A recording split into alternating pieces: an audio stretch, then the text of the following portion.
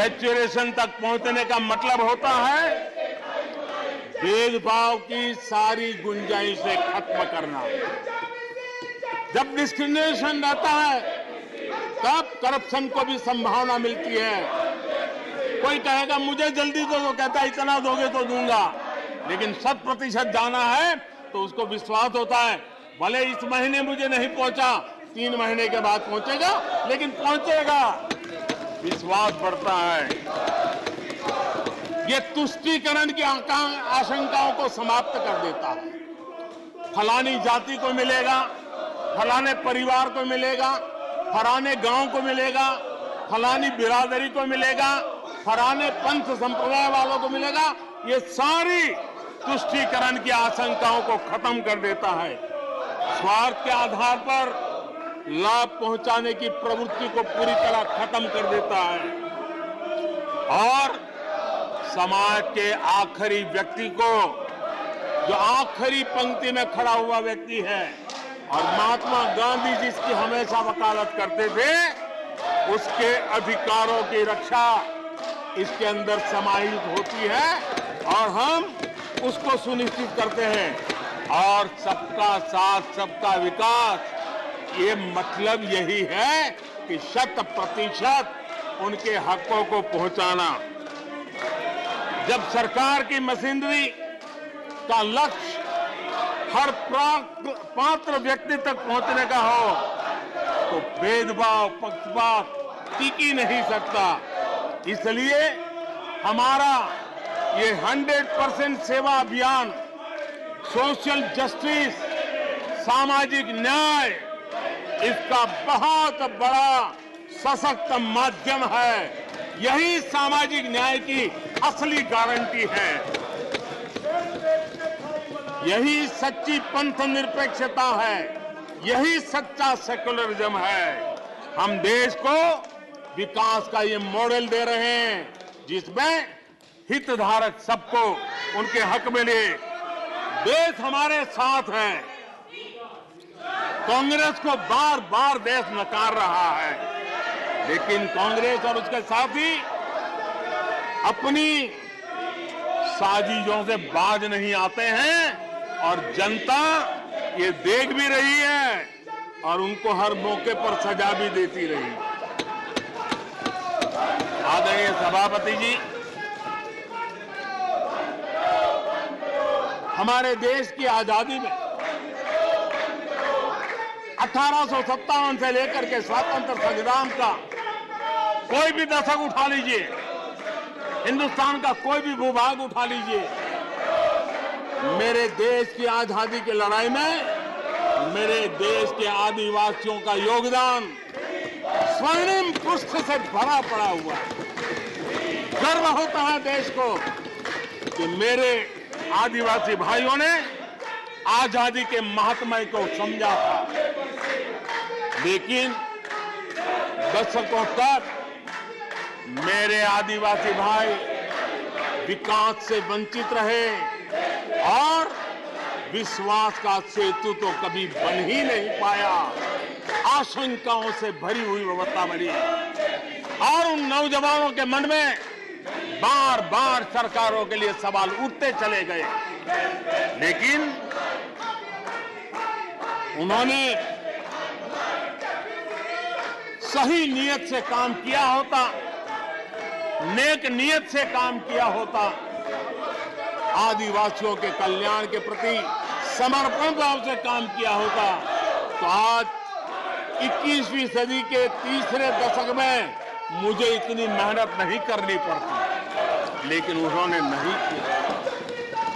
अटल बिहारी वाजपेयी की सरकार थी, पहली बार इस देश में आदिवासियों के विकास के लिए अलग मंत्रालय बना, पहली बार आदिवासियों के कल्याण के लिए, भलाई के लिए, विकास के लिए अलग बजट की व्यवस्था हुई। आदरणीय सभापति जी, हमने 110 जिलों को आकांक्षी जिलों के रूप में आइडेंटिफाई किया, जो विकास में पीछे रह गए, सामाजिक न्याय जैसे महत्व का है, एवं भौगोलिक रूप से भी जो पीछे रह गए हैं उनको न्याय दिलाना उतना ही आवश्यक होता है। और इसलिए हमने 110 आकांक्षी जिले और 110 में आधे से अधिक वो इलाके हैं जहां बहुल जनसंख्या जनजातीय है, मेरे आदिवासी भाई बहन रहते हैं। 3 करोड़ से ज्यादा आदिवासी भाइयों को इसका सीधा लाभ मिला है, उनके जीवन में बदलाव आया है। इन क्षेत्रों में शिक्षा, स्वास्थ्य, इंफ्रास्ट्रक्चर, इसमें अभूतपूर्व सुधार हुआ है, क्योंकि हमने 110 जिलों पर विशेष फोकस किया है, उनका रेगुलर मॉनिटरिंग कर रहे हैं। यहां पर हमारे कुछ माननीय सदस्यों ने ट्राइबल सब प्लान की बात का जिक्र किया था। मैं ऐसे साथियों का अनुरोध करता हूं कि जरा समय निकाल करके किसी पढ़े लिखे व्यक्ति की मदद लेकर के बैठिए, जो बजट को अध्ययन कर सकता है, थोड़ा समझा सकता है, और आप देखेंगे तो पता चलेगा कि बजट में शेड्यूल्ड ट्राइब कंपोनेंट फंड्स, इसके तहत 2014 के पहले की तुलना में 5 गुना अधिक वृद्धि हुई है।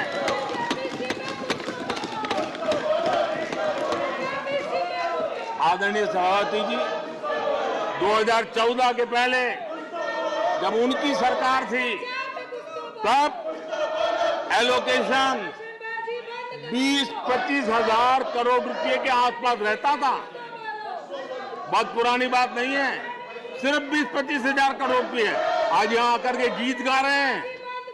हमने आकर के इस वर्ष 1,20,000 करोड़ का प्रावधान किया। हमने बीते 9 वर्षों में हमारे आदिवासी, हमारे जनजातीय भाई बहनों के उज्जवल भविष्य के लिए और बच्चों के उज्जवल भविष्य के लिए 500 नए एकलव्य मॉडल स्कूल स्वीकृत किए हैं, और ये 4 गुना ज्यादा बढ़ोतरी है। इतना ही नहीं, स्कूलों में टीचर, स्टाफ, इस बार हमने 38,000 नए लोगों के रिक्रूटमेंट का, हमने भर्ती का इस बजट में प्रावधान किया। आदिवासियों के कल्याण के लिए समर्पित हमारी सरकार ने, मैं जरा आपको फॉरेस्ट राइट एक्ट की बात की तरफ ले जाना चाहता हूं। आदरणीय सभापति जी,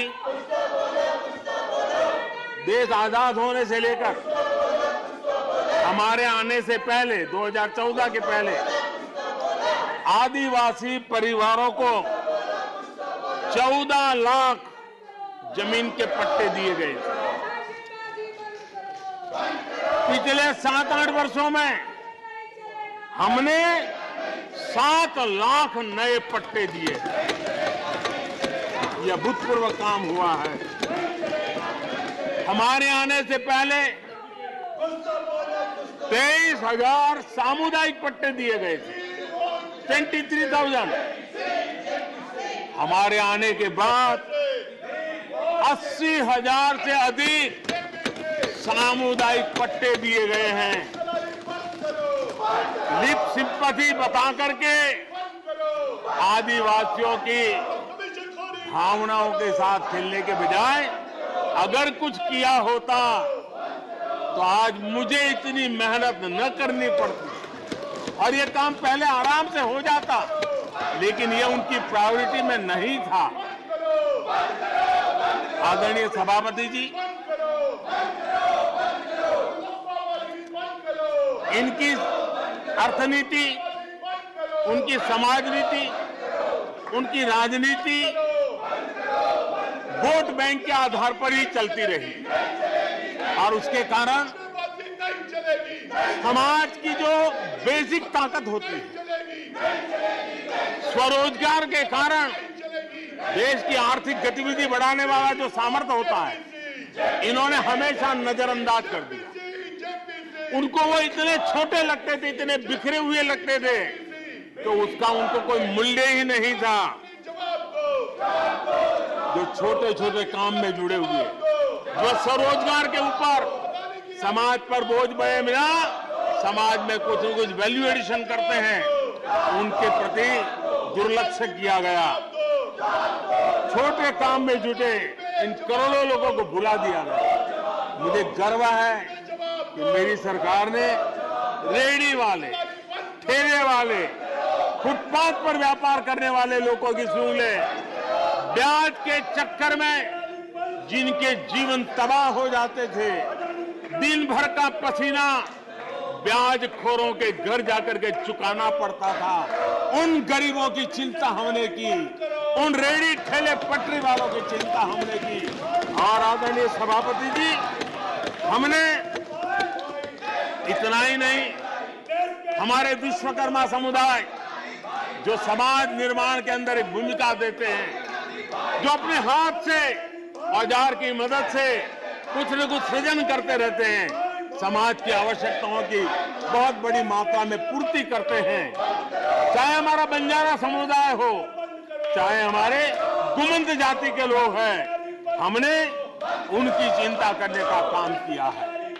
पीएम स्वनिधि योजना हो, पीएम विश्वकर्मा योजना हो, जिसके द्वारा हमने समाज के इन लोगों की मजबूती के लिए काम किया है, उनके सामर्थ्य को बढ़ाने के लिए काम किया।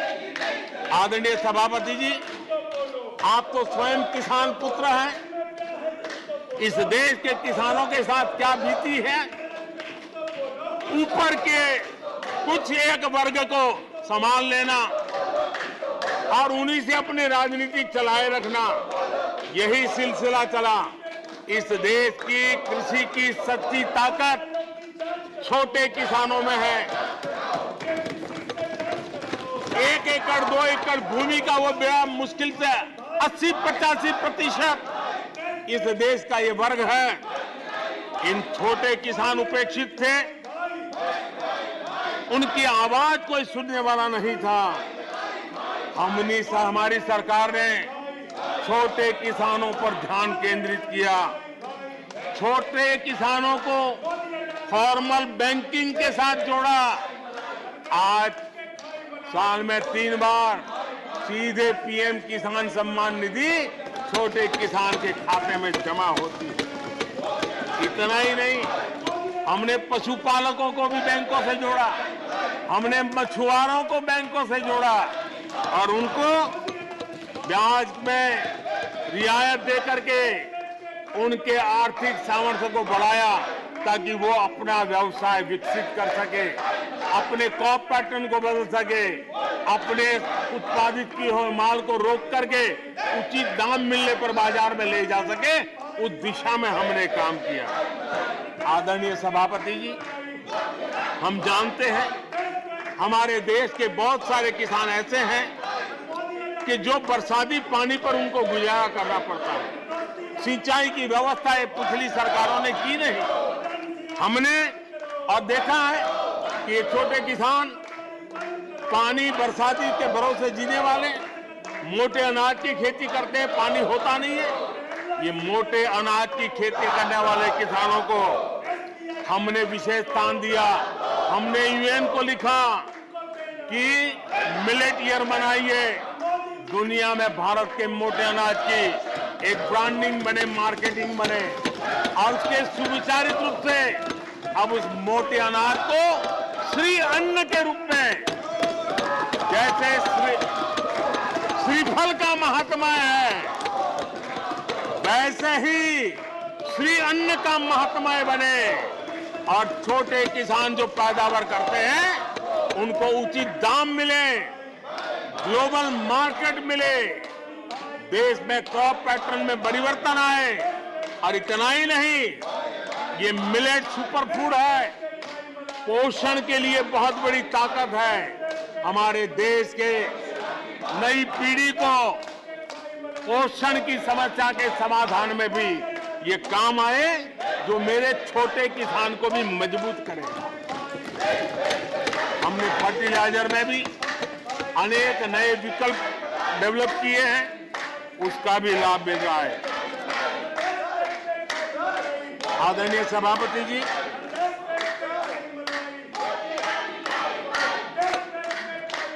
हमें बड़े कन्विक्शन के साथ मैं मानता हूं कि जब निर्णय प्रक्रिया में माताओं बहनों की भागीदारी बढ़ती है तो परिणाम अच्छे मिलते हैं, जल्दी मिलते हैं और निर्धारित लक्ष्य को प्राप्त करने वाले होते हैं।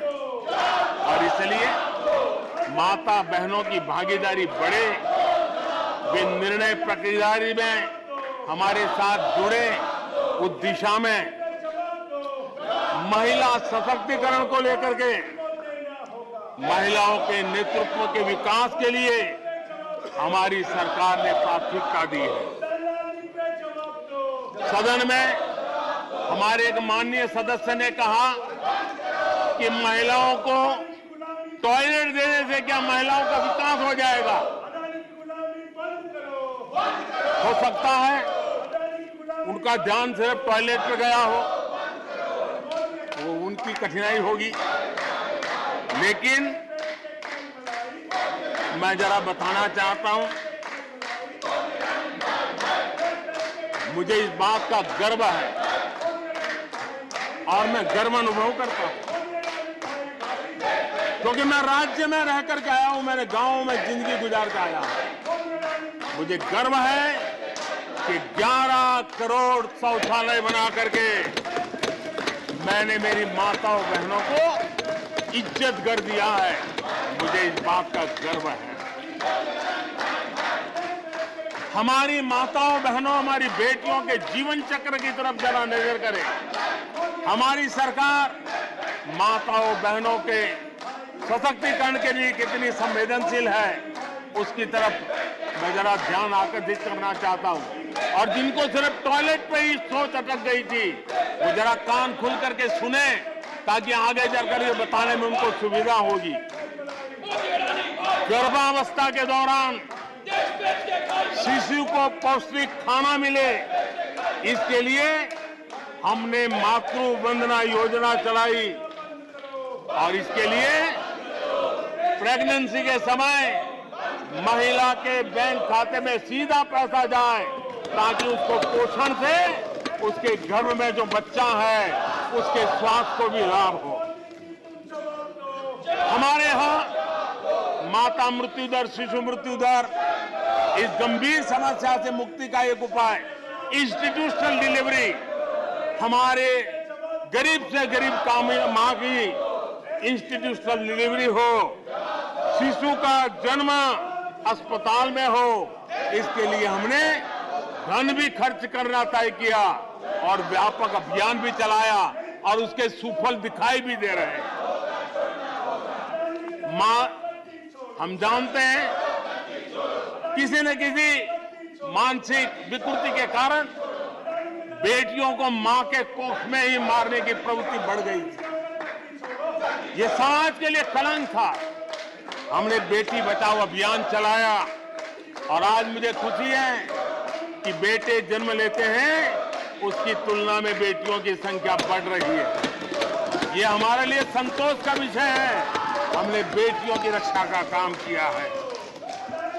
बेटी जब बड़ी होकर स्कूल जाए और शौचालय के अभाव में 5वीं 6वीं कक्षा में आते आते स्कूल छोड़ दे, हमने उस चिंता को भी किया और स्कूलों में बच्चियों के लिए अलग टॉयलेट बनाए ताकि मेरी बच्चियों को स्कूल छोड़ना न पड़े। ये हमने चिंता की। बेटी की शिक्षा जारी रहे और इसलिए हमने सुकन्या समृद्धि योजना, जिसमें अधिक ब्याज दे करके बेटियों को सुरक्षित शिक्षा की व्यवस्था का प्रबंध किया ताकि परिवार भी उनको प्रोत्साहन दे। बेटी बड़ी होकर अपना काम करने के लिए बिना गारंटी मुद्रा योजना से लोन ले सके, अपने पैरों पे खड़ी हो सके। और मुझे खुशी है कि मुद्रा योजना के लाभार्थियों में 70% हमारी माताएं बेटियां हैं। हमने ये काम किया है। मां बनने के बाद भी नौकरी जारी रख सके, इसके लिए मातृत्व अवकाश में हमने वृद्धि की है, वो डेवलप कंट्रियों से भी कभी-कभी ज्यादा है। ये काम हमने किया है। बेटियों के लिए हमने सैनिक स्कूल खोल दिए हैं। आदरणीय सभापति जी, आप तो स्वयं सैनिक स्कूल के विद्यार्थी रहे हैं। बेटियों को वहां एंट्री नहीं थी, वो काम भी हमने कर दिया। आज सैनिक स्कूलों में मेरी बेटियां पढ़ रही हैं। इतना ही नहीं, हमारी बेटियां अबला नहीं सबला है। वो सेना में जाना चाहती है, अफसर बनना चाहती है। हमने हमारी बेटियों को सेना के दरवाजे भी खोल दिए हैं। और आज गर्व होता है, सियाचिन में मेरे देश की कोई बेटी मां भारती की रक्षा करने के लिए तैनात होती है। बेटी को गांव में कमाई के अवसर मिले, और इसके लिए हमने विमेन सेल्फ हेल्प ग्रुप, उसको एक नई ताकत दी, वैल्यू एडिशन किया, और बैंकों से मिलने वाली उनकी रकम में बहुत बड़ा इजाफा किया। और इसलिए वो भी हमने उनकी प्रगति के लिए हमारी माताओं, बेटियों को, बहनों को लकड़ी के धुएं से जिंदगी में मुसीबतें झेलनी न पड़े, इसलिए हमने उज्ज्वला योजना से गैस का कनेक्शन दिया।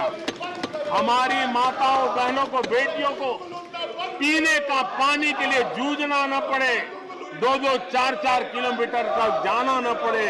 हमने नल से घर तक पानी पहुंचाने का अभियान चलाया, ताकि मेरी माताओं, बेटों को, बेटियों को, बहनों को, बेटियों को अंधेरे में गुजारा न करना पड़े।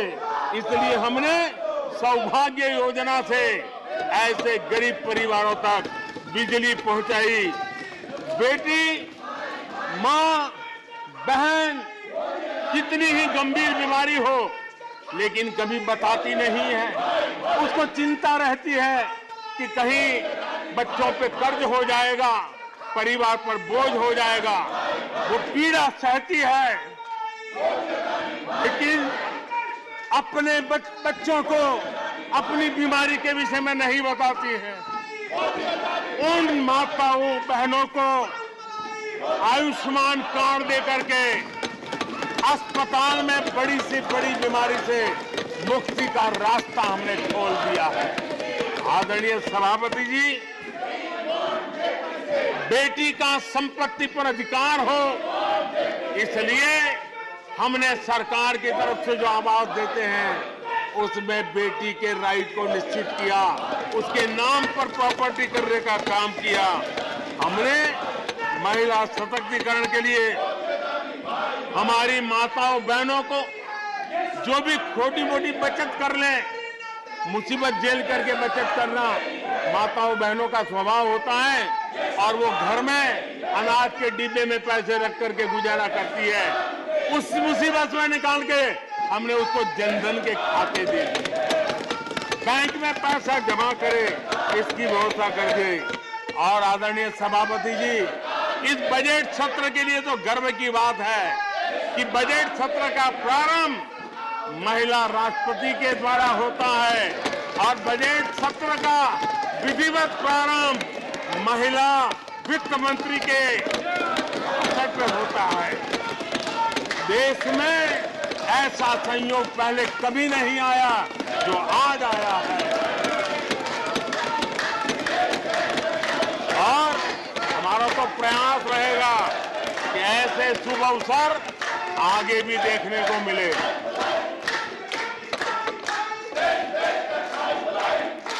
आदरणीय सभापति जी, जब देश को आधुनिक होना है नए संकल्पों को पार करना है तो हम साइंस और टेक्नोलॉजी के सामर्थ्य को नकार नहीं सकते। साइंस और टेक्नोलॉजी के महात्मा को हमारी सरकार भली भांति समझती है, लेकिन हम टुकड़ों में नहीं सोचते, हम टोकनिज्म में नहीं सोचते हैं।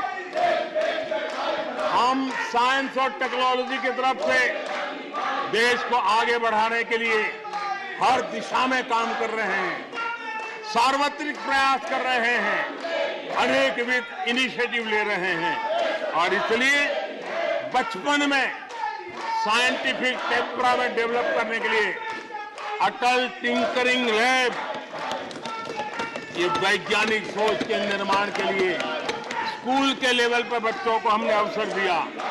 उससे थोड़ा आगे निकले, बच्चा कुछ करना शुरू कर ले तो हमने अटल इंक्यूबेशन सेंटर खड़े किए ताकि कुछ अगर अच्छी प्रगति की है तो उसको वो वायुमंडल मिले, ताकि वो टेक्नोलॉजी में कन्वर्ट करने के लिए वो खोज, वो इनोवेशन काम आ जाए। इसके लिए हमने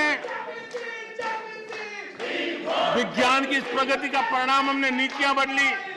स्पेस के क्षेत्र में अब प्राइवेट भागीदारी का हमने सपना पूरा किया और मुझे खुशी है मेरे देश के नौजवान आज प्राइवेट सैटेलाइट छोड़ने की ताकत रखते हैं। ये साइंस एंड टेक्नोलॉजी।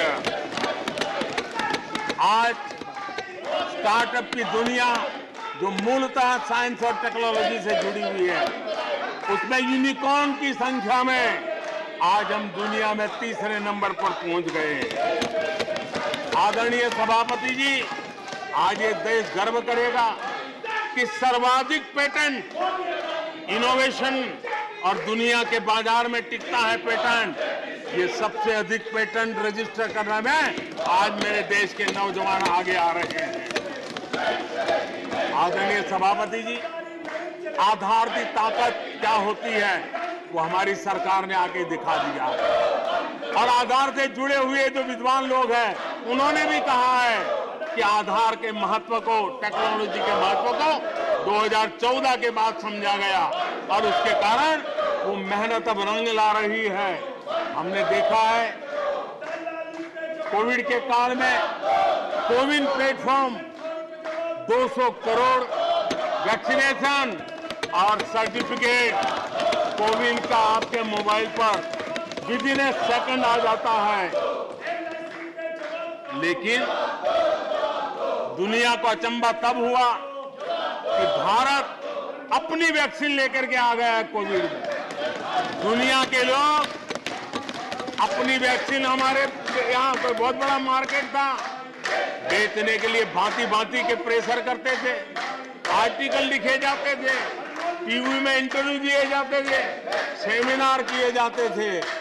इतना ही नहीं, मेरे देश के वैज्ञानिकों को बदनाम करने के लिए, उनको नीचा दिखाने के लिए कल तक प्रयास चले, कल तक प्रयास चले, कल तक प्रयास चले। और मेरे ही देश के वैज्ञानिकों ने आज दुनिया में जिसको स्वीकृति मिली है ऐसी वैक्सीन से, मेरे देशवासियों का ही नहीं 150 देशों के लोगों की आवश्यकताओं को पूरी करने का काम। ये विज्ञान के विरोधी लोग, ये टेक्नोलॉजी के विरोधी लोग,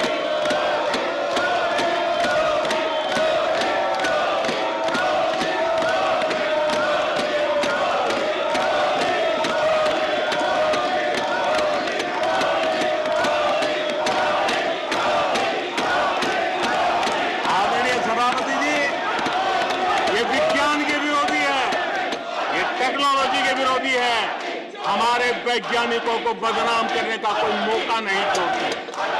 फार्मेसी की दुनिया में हमारा देश एक ताकत बन के उभर रहा है, दुनिया की फार्मेसी का हब बन रहा है। हमारे नौजवान नए नए इनोवेशन कर रहे हैं, उसको बदनाम करने के रास्ते खोज रहे हैं ये लोग। उनको देश की चिंता नहीं है, अपने राजनीतिक उठापटक की चिंता है। ये दुर्भाग्य है देश का। आदरणीय सभापति जी, आज मैं बाली में था, G20 देश के समूह डिजिटल इंडिया इसको समझने के लिए लालायित रहते थे। सक्सेस को पूरी दुनिया ने प्रभावित किया है। डिजिटल लेन देन में आज हिंदुस्तान दुनिया का लीडर बना हुआ है। आदरणीय सभापति जी, हमें खुशी है आज 100 करोड़ से ज्यादा मोबाइल फोन मेरे देशवासियों के हाथ में है। आदरणीय सभापति जी, एक समय था हम मोबाइल इंपोर्ट करते थे, आज गर्व है मेरा देश मोबाइल एक्सपोर्ट कर रहा है। 5G हो, AI हो, IoT हो, उस तकनीक को आज देश बहुत तेज गति से अपना रहा है, उसका विस्तार कर रहा है।